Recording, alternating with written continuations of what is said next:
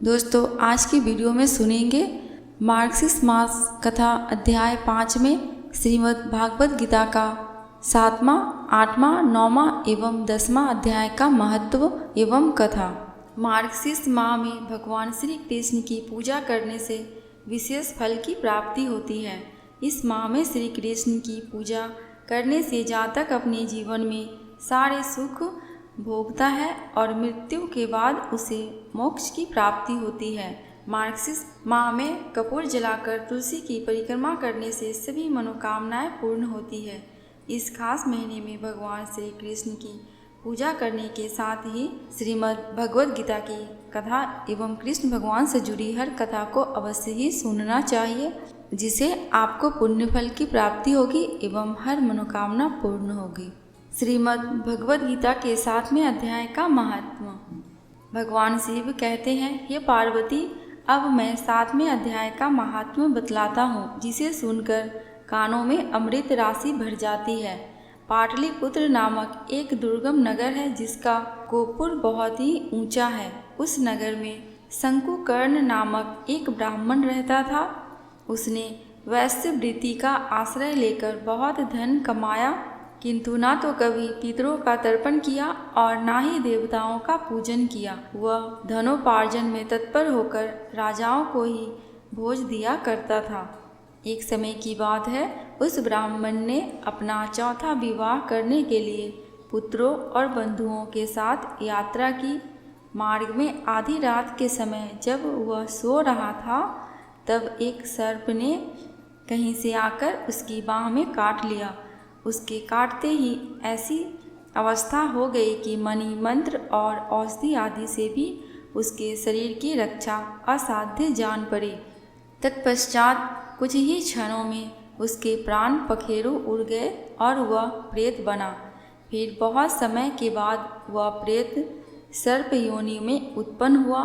उसका वित्त धन की वासना में बंधा था। उसने पूर्व वृत्तांत को स्मरण करके सोचा, मैंने घर के बाहर करोड़ों की संख्या में अपना जो धन गाड़ रखा है, उससे इन पुत्रों को वंचित करके स्वयं ही उसकी रक्षा करूँगा। सांप की योनि से पीड़ित होकर पिता ने एक दिन स्वप्न में अपने पुत्रों के समक्ष आकर अपना मनोभाव बताया।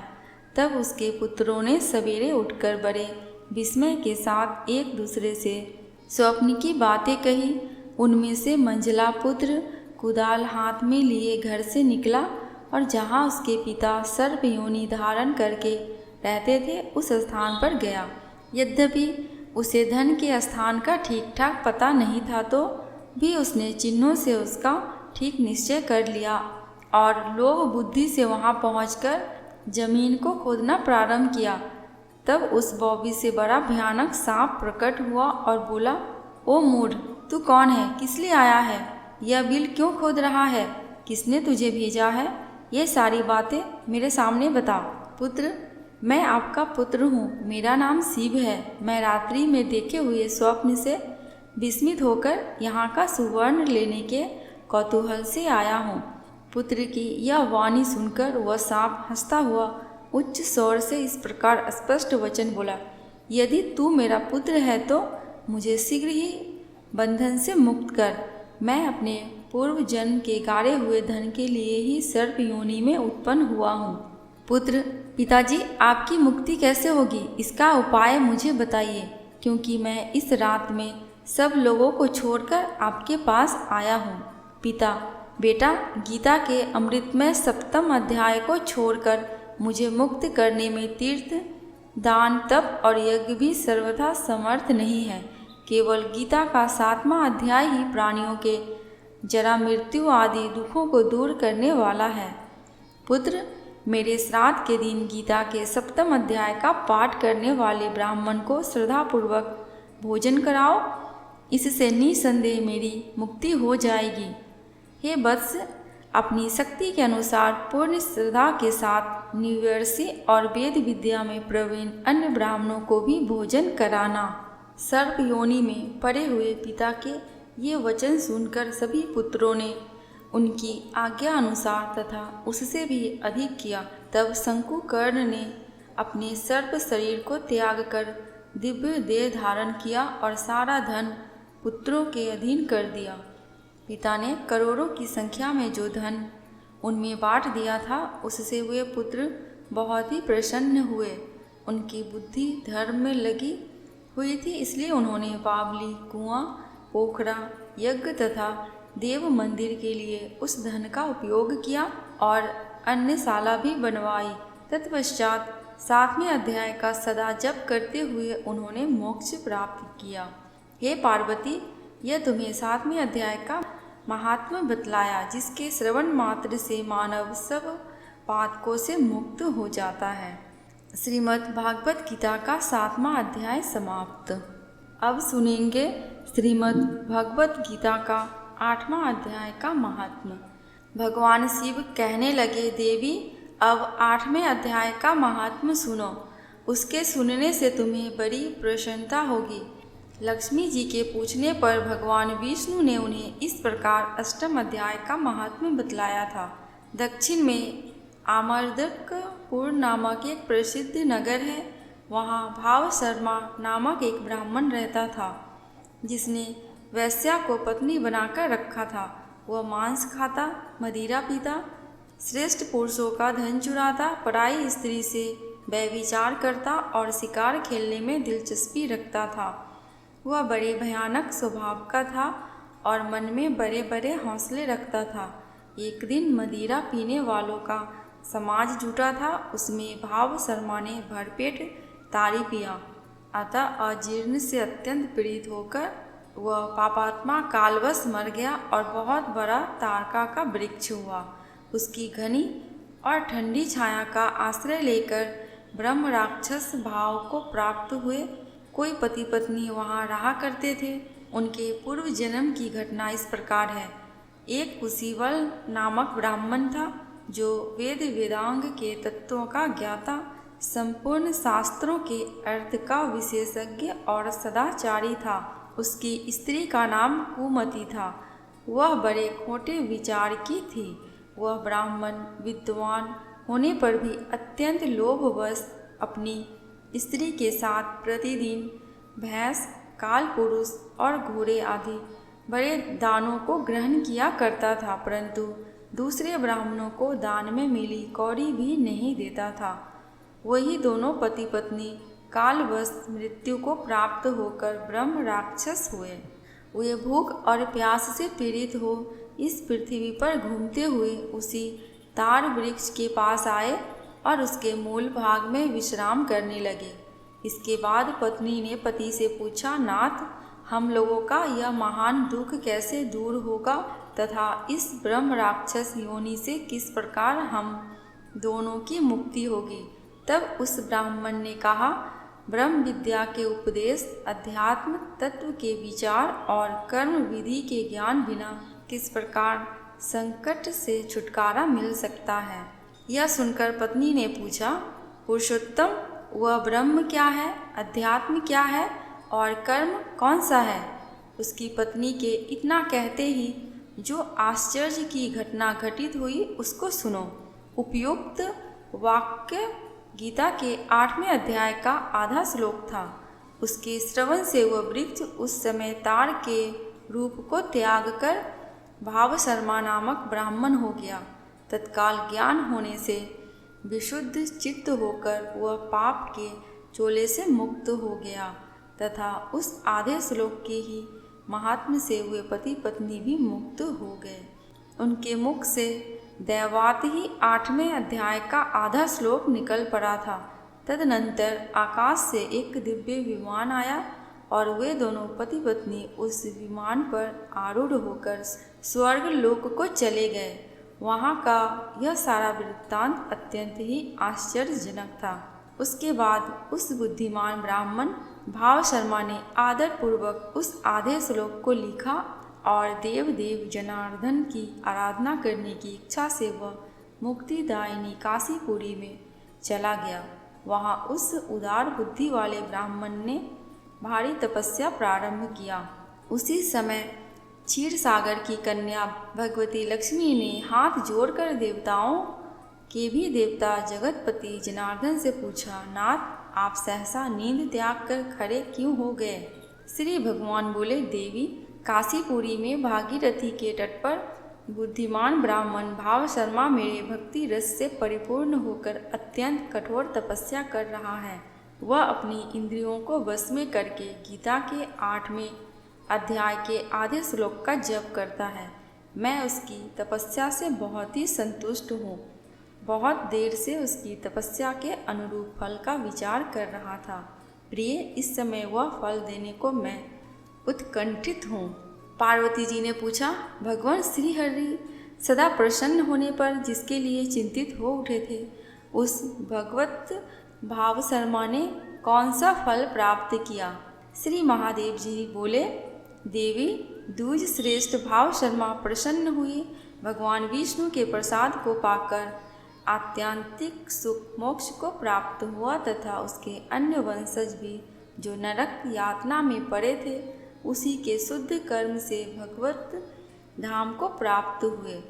पार्वती, यह 8वें अध्याय का महात्म्य थोड़े में ही तुम्हें बताया है, इस पर सदा विचार करते रहना। श्रीमद् भागवत गीता का 8वां अध्याय समाप्त। अब सुनेंगे श्रीमद् भागवत गीता का 9वां अध्याय का महात्म्य। भगवान शिव ने कहा, मेरी प्रिय पार्वती, अब मैं तुम्हें श्रीमद् भगवत गीता के 9वें मंत्र की महिमा बताऊंगा। नर्मदा नदी के तट पर महेशमती नाम का एक नगर था, जहाँ माधव नाम का एक ब्राह्मण रहता था। वह ब्राह्मण वेदों के सभी आदेशों का बहुत ही सख्ती से पालन करता था और उसमें ब्राह्मण वर्ग के सभी अच्छे गुण मौजूद थे। इतना विद्वान होने के कारण उसे बहुत दान मिलता था और अपने संचित धन से वह एक महान अग्नि यज्ञ करने लगा। बलि चढ़ाने के लिए एक बकरा मोल लिया गया और जब वे बलि की तैयारी के लिए उस बकरे को शुद्ध करने लगे तो सबको बड़ा आश्चर्य हुआ। बकरा हंसने लगा और ऊंचे स्वर में कहने लगा, हे ब्राह्मण, इतने सारे अग्नि यज्ञ करने से क्या लाभ, जो हमें जन्म और मृत्यु के चक्र में बांध देता है। मेरे द्वारा इतने सारे अग्नि यज्ञ करने के कारण मेरी क्या स्थिति है, यह तो देखो। जब वहाँ एकत्रित सभी लोगों ने बकरी की बातें सुनी तो वे उत्सुक हो गए और उस ब्राह्मण ने हाथ जोड़कर पूछा, तुम बकरी कैसे बन गई? अपने पिछले जन्म में आप किस जाति के थे और आपने कौन से कार्य किए थे? बकरी ने उत्तर दिया, हे ब्राह्मण, अपने पिछले जन्म में मैं एक बहुत ही शुद्ध ब्राह्मण परिवार में पैदा हुआ था और मैंने वेदों में बताए गए सभी कर्म कांडों को बहुत ही सावधानी से किया था। एक दिन मेरी पत्नी को दुर्गा की पूजा करने की इच्छा हुई ताकि हमारे बच्चे की बीमारी ठीक हो सके। इस उद्देश्य से उसने मुझसे एक बकरी लाने का अनुरोध किया। जब हमने माँ दुर्गा के मंदिर में बकरे की बलि दी, बकरी ने मुझे श्राप दिया, हे पापी, सबसे अधम तू मेरे बच्चों को अनाथ कर देना चाहता है, इस कारण तुम भी बकरी के रूप में जन्म लोगे। हे माधव, जब मेरी मृत्यु का समय आया तो मुझे बकरी का शरीर मिला, लेकिन भगवान गोविंद की कृपा से मुझे अपने पिछले जन्म याद है। अगर आप एक और दिलचस्प कहानी सुनना चाहते हैं तो मैं आपको बताऊंगा। मोक्ष प्रदान करने में समर्थ कुरुक्षेत्र नामक स्थान पर किसी समय चंद्र शर्मा नाम का राजा रहता था, जो सूर्य देव के वंश में था। एक बार सूर्य ग्रहण के समय राजा को एक ब्राह्मण को दान देने की इच्छा हुई। उस दान में एक शूद्र भी शामिल था, जिसका शरीर बिल्कुल काला था। अपने पुरोहित के साथ जाकर पवित्र सरोवर में स्नान करके स्वच्छ वस्त्र पहनकर तथा चंदन लगाकर वह अपने स्थान पर लौट आया। उसने भक्तिपूर्वक योग्य ब्राह्मण को दान दिया। दान देने के बाद अचानक उस काले शूद्र के हृदय से एक अत्यंत पापी चांडाल प्रकट हुआ और थोड़ी देर बाद उस काले शूद्र के शरीर से एक मादा चांडाल प्रकट हुई और वे एक साथ उसके करीब गए। अचानक वे ब्राह्मण के शरीर में प्रवेश कर गए। वह ब्राह्मण अविचल रहा और भगवान गोविंदा को याद करते हुए श्रीमद् भगवत गीता के 9वें अध्याय का जप करना शुरू कर दिया। यह सब गतिविधियों देखकर राजा स्तंभ रह गया और कुछ भी कहने में असमर्थ हो गया। जैसे ही श्रीमद् भगवद गीता के 9वें अध्याय के शब्द उस ब्राह्मण के होठों पर आए, विष्णुदेव वहाँ प्रकट हुए और उन दोनों चांडालों को भगा दिया। उस समय राजा ने ब्राह्मण से पूछा, हे विद्वान, वे 2 व्यक्ति कौन थे और आपने किस मंत्र का जाप किया था? तुम्हें कौन सा देवता याद आया? ब्राह्मण ने उत्तर दिया, एक चांडाल का रूप लेकर पाप रूपी अवतार प्रकट हुआ, साथ ही उस महिला चांडाल के रूप में अपराध भी प्रकट हुआ। उस समय मैंने श्रीमद् भगवद गीता के 9वें अध्याय का जप करना शुरू किया, जो सभी भयावह स्थितियों में मुक्ति दिलाने में सक्षम है। श्रीमद् भगवद गीता के 9वें अध्याय का पाठ करके मैं हमेशा भगवान गोविंदा के कमल चरणों को याद करने में सक्षम हूँ। यह सुनकर राजा ने ब्राह्मण से श्रीमद् भगवद गीता 9वें अध्याय का जाप सीखा। धीरे धीरे वह भगवान गोविंद के चरण कमलों को प्राप्त करने में सफल हो गए। जब माधव ने बकरी से यह प्रवचन सुना तो उन्होंने तुरंत बकरी को मुक्त कर दिया और प्रतिदिन श्रीमद् भगवद गीता के 9वें अध्याय का पाठ करना शुरू कर दिया और इस तरह उन्हें भगवान गोविंदा के चरण कमल भी प्राप्त हुए। श्रीमद् भगवद गीता का 9वें अध्याय का महात्म्य समाप्त। अब सुनेंगे श्रीमद् भगवद गीता 10वें अध्याय का महात्म्य। भगवान शिव कहते हैं, पार्वती, अब तुम 10वें अध्याय के महात्म्य की परम पावन कथा सुनो, जो स्वर्ग रूपी दुर्ग में जाने के लिए सुंदर सोपान और प्रभाव की चरम सीमा है।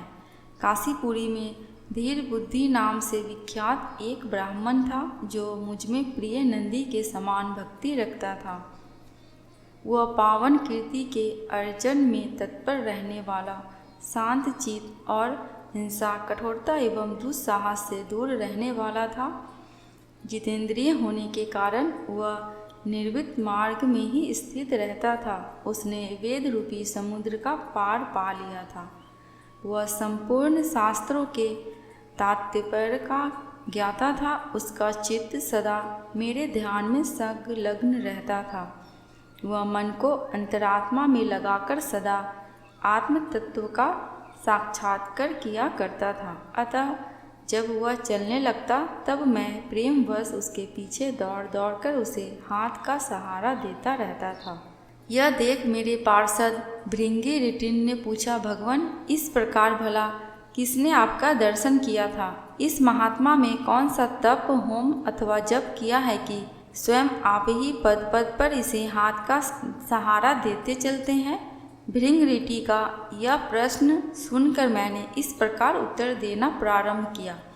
एक समय की बात है, कैलाश पर्वत के पार्श्व भाग में पुन्नाग वन के भीतर चंद्रमा की अमृतमय किरणों से धुली हुई भूमि में एक वेदी का आश्रय लेकर मैं बैठा हुआ था। मेरे बैठने के क्षण भर बाद ही सहसा बड़े जोर की आंधी उठी। वहाँ के वृक्षों की शाखाएं नीचे ऊपर होकर आपस में टकराने लगी।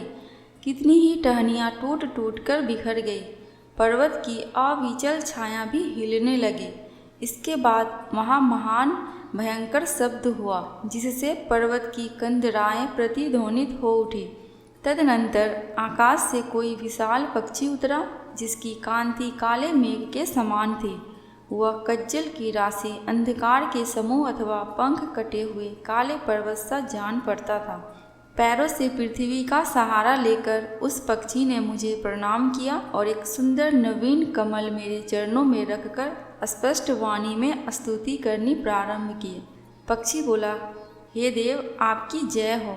आप चिदानंदमय सुधा के सागर तथा जगत के पालक है। सदा सद्भावना से युक्त एवं अनासक्ति की लहरों से उल्लसित है। आपके वैभव का कहीं अंत नहीं है। आपकी जय हो। अद्वैत वासना से परिपूर्ण बुद्धि के द्वारा आप त्रिविध मलों से रहित हैं। आप जितेंद्रिय भक्तों के अधीन रहते हैं तथा ध्यान में आपके स्वरूप का साक्षात्कार होता है। आप अविद्यामय, उपाधि से रहित, नित्य मुक्त, निराकार, निरामय, असीम, अहंकार शून्य, आवरण रहित और निर्गुण हैं। आपके चरण कमलों शरणागत भक्तों की रक्षा में प्रवीण हैं। अपने भयंकर ललाट रूपी महासर्प की भी विष ज्वाला से आपने कामदेव को भस्म किया है। आपकी जय हो। आप प्रत्यक्ष आदि प्रामाण्यों से दूर होते हुए भी प्रामाण्य स्वरूप है। आपको बार बार नमस्कार है। चैतन्य के स्वामी तथा त्रिभुवन रूपी आपको प्रणाम है। मैं श्रेष्ठ योगियों द्वारा चुंबित आपके उन चरण कमलों की वंदना करता हूँ जो अपार भव पाप के समुद्र से पार उतारने में अद्युत शक्तिशाली है। महादेव साक्षात बृहस्पति भी आपकी स्तुति करने की दुष्टता नहीं कर सकते। सहस्त्र मुखों वाले नागराज शेष ने भी इतनी चातुरी नहीं है कि वह आपके गुणों का वर्णन कर सके। फिर मेरे जैसे छोटी बुद्धि वाले पक्षी की तो विषाति क्या है। उस पक्षी के द्वारा किए हुए इस स्रोत को सुनकर मैंने उससे पूछा, विहंगम तुम कौन हो और कहाँ से आए हो? तुम्हारी आकृति तो हंस जैसी है मगर रंग कौए का मिला है। तुम किस प्रयोजन को लेकर यहाँ आए हो उसे बताओ। पक्षी बोला, देवेश मुझे ब्रह्मा जी का हंस जानिए। दुर्जटे जिस कर्म से मेरे शरीर में इस समय कालिमा आ गई है उसे सुनिए। हे प्रभु, यद्यपि आप सर्वज्ञ हैं अतः आपसे कोई भी बात छिपी नहीं है, तथापि यदि आप पूछते हैं तो बतलाता हूँ। सौराष्ट्र नगर के पास एक सुंदर सरोवर है जिसमें कमल लहलाते रहते हैं। उसी में से बाल चंद्रमा के टुकड़े जैसे श्वेत मृणालों के ग्रास लेकर मैं बड़ी तीव्र गति से आकाश में उड़ रहा था। उड़ते उड़ते सहसा वहाँ से पृथ्वी पर गिर पड़ा। जब होश में आया और अपने गिरने का कोई कारण ना देख सका तो मन ही मन सोचने लगा, अहो यह मुझ पर क्या आ गया? आज मेरा पतन कैसे हो गया? पके हुए कपूर के समान मेरे श्वेत शरीर में यह कालिमा कैसे आ गई? इस प्रकार विस्मित होकर मैं अभी विचार कर ही रहा था कि उस पोखरे के कमलों में से मुझे एक ऐसी वाणी सुनाई दी, हंस उठो, मैं तुम्हारे गिरने और काले होने का कारण बताती हूँ। तब मैं उठकर सरोवर के बीच में गया और वहाँ 5 कमलों से युक्त एक सुंदर कमलिनी को देखा। उसको प्रणाम करके मैंने प्रदक्षिणा की और अपने पतन का कारण पूछा। कमलिनी बोली, कल हंस तुम आकाश मार्ग से मुझे लांघ कर गए हो। उसी पातक के परिणामवश तुम्हें पृथ्वी पर गिरना पड़ा तथा उसी के कारण तुम्हारे शरीर में कालिमा दिखाई देती है। तुम्हें गिरा देख मेरे हृदय में दया भर आई और जब मैं इस मध्यम कमल के द्वारा बोलने लगी हूँ उस समय मेरे मुख से निकली हुई सुगंध को सूंघकर 60,000 भंवरे स्वर्ग लोक को प्राप्त हो गए हैं। पक्षीराज, जिस कारण मुझ में इतना वैभव ऐसा प्रभाव आया है उसे बतलाती हूँ, सुनो। इस जन्म से पहले तीसरे जन्म में मैं इस पृथ्वी पर एक ब्राह्मण की कन्या के रूप में उत्पन्न हुई थी। उस समय मेरा नाम सरोजवदना था। मैं गुरुजनों की सेवा करती हुई सदा एकमात्र पतिव्रत के पालन में तत्पर रहती थी। एक दिन की बात है, मैं एक मैना को पढ़ा रही थी। इससे पति सेवा में कुछ विलंब हो गया। इससे पति देवता कुपित हो गए और उन्होंने श्राप दिया, पापनी तू मैना हो जा। मरने के बाद यद्यपि मैं मैना ही हुई तथापि पातिव्रत के प्रसाद से मुनियों के ही घर में मुझे आश्रय मिला। किसी मुनि कन्या ने मेरा पालन पोषण किया। मैं जिनके घर में थी वे ब्राह्मण प्रतिदिन प्रातःकाल विभूति योग नाम से प्रसिद्ध गीता के 10वें अध्याय का पाठ करते थे और मैं उस पापहारी अध्याय को सुना करती थी। विहंगम काल आने पर मैं मैना का शरीर छोड़कर 10वें अध्याय के महात्म्य से स्वर्ग लोक में अप्सरा हुई। मेरा नाम पद्मावती हुआ और मैं पदा की प्यारी सखी हो गई। एक दिन मैं विमान से आकाश में विचर रही थी। उस समय सुंदर कमलों से सुशोभित इस रमणीय सरोवर पर मेरी दृष्टि पड़ी और इसमें उतरकर ज्यों ही मैंने जल क्रीड़ा प्रारंभ की त्यों ही दुर्वासा मुनि आधम के उन्होंने वस्त्रहीन अवस्था में मुझे देख लिया। उनके भय से मैंने स्वयं ही एक कमलिनी का रूप धारण कर लिया। मेरे दोनों पैर 2 कमल हुए, दोनों हाथ भी 2 कमल हो गए और शेष अंगों के साथ मेरा मुख भी एक कमल हुआ। इस प्रकार मैं 5 कमलों से युक्त हुई। मुनिवर दुर्वासा ने मुझे देखा। उनके नेत्र क्रोधाग्नि से जल रहे थे। वे बोले, पापनी तू इसी रूप में 100 वर्षों तक पड़ी रह। यह श्राप देकर वे क्षण भर में अंतर्ध्यान हो गए। कमलिनी होने पर भी विभूति योगाध्याय के महात्म्य से मेरी वाणी लुप्त नहीं हुई। मुझे लांघने मात्र के अपराध से तुम पृथ्वी पर गिरे हो। पक्षीराज यहाँ खड़े हुए तुम्हारे सामने ही आज मेरे श्राप की निवृत्ति हो रही है, क्योंकि आज 100 वर्ष पूरे हो गए। मेरे द्वारा गाए जाते हुए उस उत्तम अध्याय को तुम भी सुन लो, उसके श्रवण मात्र से तुम भी आज ही मुक्त हो जाओगे। ये कहकर पद्मिनी ने स्पष्ट एवं सुंदर वाणी में 10वें अध्याय भगवत गीता का पाठ किया और मुक्त हो गई। उसे सुनने के बाद उसके दिए हुए इस उत्तम कमल को लाकर मैंने आपको अर्पण किया। इतनी कथा सुनकर उस पक्षी ने अपना शरीर त्याग दिया। यह अद्भुत सी घटना हुई। वहीं पक्षी अब 10वें अध्याय के प्रभाव से ब्राह्मण कुल में उत्पन्न हुआ। जन्म से ही अभ्यास होने के कारण सहसावस्था से ही इसके मुख से सदा गीता के 10वें अध्याय का उच्चारण हुआ करता है। 10वें अध्याय भागवत गीता कथा के अर्थ चिंतन का यह परिणाम हुआ कि यह सब भूतों में स्थित शंख चक्रधारी भगवान विष्णु का सदा ही दर्शन करता रहता है। इसकी स्नेहपूर्ण दृष्टि जब कभी किसी देहधारी के शरीर पर पड़ जाती है, तब वह चाहे शराबी और ब्रह्म हत्यारा ही क्यों न हो, मुक्त हो जाता है तथा पूर्व जन्म में अभ्यास किए हुए 10वें अध्याय के महात्म्य से इसको दुर्लभ तत्व ज्ञान प्राप्त है तथा इसने जीवन मुक्ति भी पा ली है। अतः जब यह रास्ता चलने लगता है तो मैं इसे हाथ का सहारा दिया रहता हूँ। भृंगिरीटे, यह सब 10वें अध्याय की महामहिमा है। पार्वती, इस प्रकार मैंने भृंगिरीटी के सामने जो पाप नाशक कथा कही थी वही यहाँ तुमसे भी कही है। नर हो या नारी अथवा कोई भी क्यों न हो, इस 10वें अध्याय के श्रवण मात्र से उसे सब आश्रमों के पालन का फल प्राप्त होता है। भगवद गीता का 10वां अध्याय समाप्त। दोस्तों, कमेंट बॉक्स में भगवान विष्णु, माता लक्ष्मी, भगवान शंकर एवं माता पार्वती एवं भगवान श्री कृष्ण की जयकारा लगाना बिल्कुल भी मत भूलना। आपको मेरे चैनल पे व्रत त्योहारों की जानकारियाँ एवं उनसे जुड़ी कथा कहानियाँ मिलती रहेंगी। अगर आपको ये वीडियो थोड़ी सी भी अच्छी लगी हो तो प्लीज़ मेरे चैनल को सब्सक्राइब करके मेरी वीडियो को लाइक एंड शेयर कर देना। अंत तक वीडियो में बने रहने के लिए आपका दिल से बहुत बहुत शुक्रिया।